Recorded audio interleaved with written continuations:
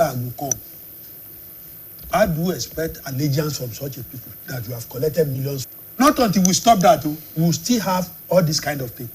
The governor is collecting security votes. Who are those people spending it? That security is supposed to go to the grassroots, the local vigilantes.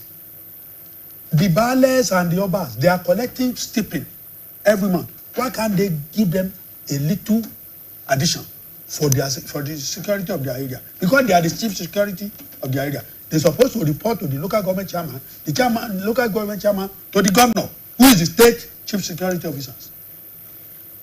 Why is it that said to me, this one will do the other one will do it? So the governor will not relate to the president. The president will just give order. When problem happen here, a commissioner will have to get the approval from the IG before any action is taken. So everything is intertwined. We need to work on it. Yes. So the local people are the people who know their terrain. Talking about state policing, community policing. Community policing. If your security does not come from the grassroots, you are a failure. There is no, it doesn't, even from your house, when you are leaving the house, you lock your room, you lock your door, you look at everywhere. Why can't we replicate the same thing in the local area, in our villages? Let those people, they are not expecting a lot from government, but they expect recognition. And with little incentive, they will do everything. They give information, adequate one, and correct information, not doctored information. But when they give this information, excuse me, who is going to work on it? That's another problem. In fact, it's number one problem that is troubling Nigeria. Someone will write a report, work tirelessly, go day in, day out, working, cracking brain, write a report. Someone will put the report under the locker. Keep in view. Keep in view. And nothing will happen. Especially when it affects their own. Nothing will happen.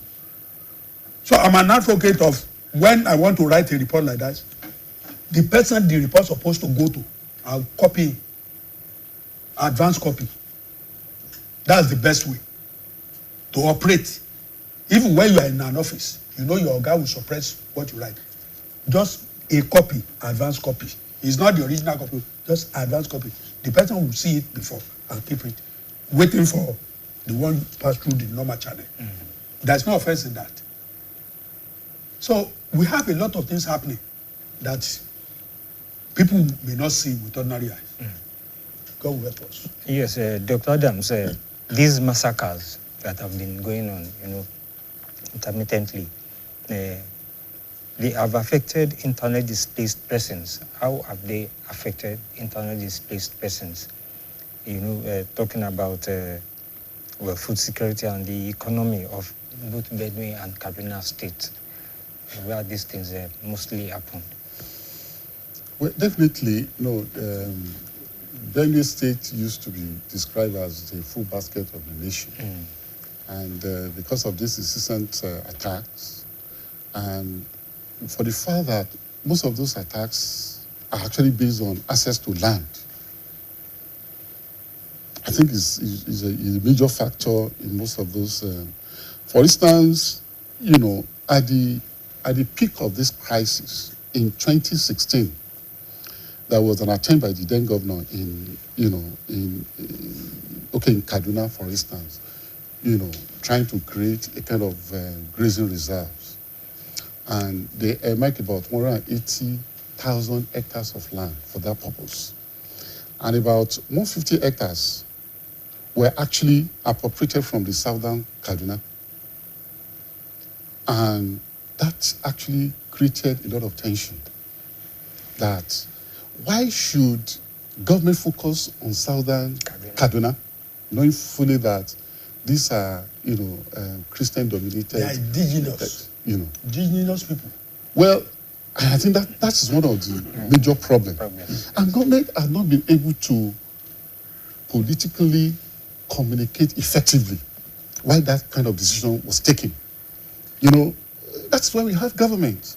Your decisions must be logical. You must be able to break some of your decisions down for people to understand.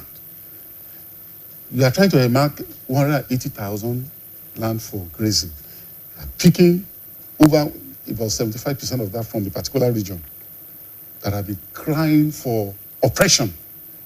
Now, it became very difficult for the government to be able to say, this is the reason why we are doing this. Perhaps, they have grace reserve that, maybe greener pasture or whatever. But the government was not able to communicate to the people. And that continued to build tension that had led to so many people being killed. And that also led to what they call the Christian genocide. Yes, it actually, those are some of the things that led to what we now refer to as Christian genocide. But beneath, it has to do with access to land. When even the governor, you get your repayments, from the governor, saying if a civilian or a soldier kills, this was actually now you have seized most of the land, and there are attacks, and in fact most of those attacks, are mostly in the rural areas. Yes. Some of these victims were picked up on their farms, and what that means is that they don't have access to their farms anymore. Some of them have to pay taxes before they harvest, even before they cultivate. In their father's land. In their homeland. You see, all these would definitely affect, food production. And that is why people are willing. There are a lot that one of my friends was coming from Benue State, I think 2 weeks ago, and I said, don't forget the usual thing. I say, I'll be expressing my tubers of that. The man just laughed. He said, I'm sorry, this is not what it used to be. It's no longer what it used to be. And that is to tell you that most of these things are real than imagine. We're not just cooking them up. And until, where I believe, I don't want to readily attribute it to a particular ethnic group, but I feel that it is natural for us to have, dissent, people to naturally want to disagree. But when you have a government who presents itself as agent of distributive justice, it should be able to mediate some of those things. But when government begins to take sides, when, the comment that comes from our political leaders are so provocative, they are not helping the matter on ground. So what do you expect? So what it means is that in the years to come, we are likely going to experience even more food insecurity in the country. It's not unfortunate because it doesn't start from today. I've said it here today. Yes. Now, how many of those Ibas and the indigenous citizens of Kaduna State, those Fulani met them there. They want to take their land by force. That's why he had to allocate a large chunk of their land to a foreigner to take over. Look at what is happening in Ilorin Emirate now. The Fulani are only in 4 local governments out of 23 local governments in Ilorin, in the Kwara State. They are the one dominating. They are the one dominating. I've said it, how many of the indigenous people in the north are in their house, in the state assembly, federal, national assembly, or whatever? They are not there. They are the head of security operative in all the security organizations in Nigeria. You see, they are Fulanis. And you think we'll get over it quickly. No. Unless who is doing the work according to what the law states. Yes. That's the only way we can get out. Late former President Buhari too was a Fulani man. Buhari he does come back to come and take money. He doesn't come here to do any work. He destroyed everything before he left. Because he's just watching his people doing whatever they like. So, Dr. Adams, what specific security, reforms, intelligence reforms, do you think can be needed to prevent future massacres in long term? Well, let me make this clarification first. My brother has talked so much about the Fulani people, And if you look at the Fulani people, most of the Fulani, the elites among them, that seems to be so brutal. And they use their own people, to create a lot of, chaos here and there. But those guys are really suffering. And they could not, as Niger, down to the southern Nigeria. And if you really have true leaders, will you be looking at your own citizen, to undergo this kind of, suffering, which I would call, serious suffering. So at the end of the day, we really need to know that this is a class thing. There are those who believe that Nigeria belongs to them, and they lord it over the rest of us, whether we are a member of Fulani or we are not. So we need to make that clarification. Now, for us, we still believe so much in democracy. We believe so much in democracy, and we believe that if we can deepen our democracy, that centers on the people, that puts the people at the forefront. You see, democracy has a way of nurturing its own people, even their mindset. It has a way of building the capacity of a citizen to make, the right choices. People that have a say in who governs them. Yes, but they deliberately will not, want to empower their citizen so that they can continue to use them, for their own selfish needs. So until we reinvent our democracy, and we need a leader that will represent that symbol, that will be able to put in place policies that will be a bottom-up, approach. That before those who says, in fact, most of the tension we are experiencing in this country, we would have dealt with them. People would not have to fight, to be in power. So we need to reinvent our democracy in such a way that it is a people-centered, structure. And if we do that, if we build our society through the grassroots, you will see that things will begin to fall in place. Yes. But the caliber of leaders that we have now, they are not ready for this kind of, revolution. Dr. Ido, this question I was about to ask you now. I wanted to ask you that what lessons can Nigeria learn from other countries that have overcome this kind of problem, but are there countries that have overcome, especially in Southwest, in West African countries, or Africa as a whole? Thank you very much. This country that you are mentioning is in West Africa or any African country that has overcome terrorism. It's not existing on the planet Earth here. Because it is better it doesn't start at all. If it starts, you manage it with proactive actions, not some boys. Those boys went to Saudi Arabia to go and trade, but they radicalized them there, give them money and put them in one desert. But the intelligence officers got wind of them and they camped them there. If you see the huge money in dollars they catch them with, you be asking, what is the interest of these people? What they printed leaflet that they will distribute, they just cause religious division. That's just it. They go from house to house distributing where it is written. Government is looking at those people, did not pick them up. All this kind of thing, breed trouble. The government is not looking at them until we are ready to take the bull by the horn, take proactive action. You will see something, act on it immediately. That's the only way we can get out of it. That even in America, they can never overcome terrorism unless it has never happened.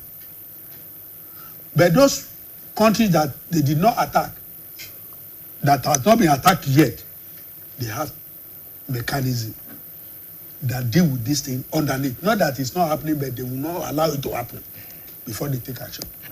So not until we replicate such a thing in Nigeria, we cannot get it. Yes, if you had Dr. Adams, if you have the opportunity to advise President Tinubu, yes, and the National Security Council today, what are the top 3 urgent actions you would recommend to restore security and prevent further massacres? Well, I think the first thing I would let His Excellency realize. Just quickly, because you don't have much time here. Well, we are now at a very, very urgent period that something drastic has to be done. We need to bring down the tempo, the tension that we have in the land. And if you cannot implement the law, I mean, I think the laws are there. If you cannot implement the laws, it will be very difficult for you to achieve, the pattern of attacks. They come in the middle of the night. They would kill randomly, and they will set the villages ablaze. You understand? This must have, there must be, there has to be traces. It is not acceptable for a government to tell us, with the humongous amount of money that have been given to public functionaries for whether it is security votes or whatever, and we're not able to track somebody to be able to, who is responsible for that. The other time, those who were caught, were arraigned with regard to Rire, abduction. They said they sent them to life imprisonment. Is that what the law says? I mean, we're listening to someone. I'm not a lawyer, but we are listening to the conversation that if you engage in an act that led to the death of people, then you should go through this, the firing squad. But our judiciary is saying that they should be sentenced to life imprisonment. And these are the things that makes us look like, unserious nation. So if we just stand at, let us implement our laws. You went to the Supreme Court. You were given a judgment for the autonomy of local government over 2-3 years ago. We are still looking for autonomy within the local government. How are we going to deal with, all these issues? So I think for me, we have what it takes. The mechanisms are there. We just need the man at the center to be decisive and say, look, there's no conflict of interest here. That is what, from our own setting here. And I think the government should try as much as possible to continue to implement the law as it is. Dr. Aidu, briefly. Thank you very much. You see, I give kudos to the present president because since 2010, I've never seen one of the terrorists being taken to court. Only this regime are trying to put them. Instead of taking them to court, they say they pardon them. They give them amnesty. After 3 months. Someone that has killed over 100 people, you give them amnesty. Look at the judgment they gave, which my brother referred to. Someone that killed recently, you give him life imprisonment so that he can be pardoned tomorrow. No. It's not working. So we should do something that will change the system. Thank you very much. Yes, I want to thank you, Dr. Adewale Ayedu, a forensic expert and forensic and security expert. Thank you very much for your views on this program this afternoon. You are very much appreciated. Dr. Adeola Adams, too, a security scholar. Thank you very much for coming on the program. And we hope that next time we call you, you will oblige us. Yes, the program has been Matters Arising this Tuesday afternoon. We'll be talking about the recent Benue and Kaduna massacres. Yes, the two guests, they have really delved into the issues, and we have picked up one or two things concerning this matter. I want to thank my producer, Yemi Alao, assistant producer, Muti Ogunwale, supervising producer, Bumi Idemi, and executive producer, Dr. Olaiton. Yes, for this assistance today. And of course, next week we'll come your way again with another edition of Matters Arising on BCOS television, right here in the city of Ibadan. My name is Bimbo Akambi. Enjoy the rest of the day.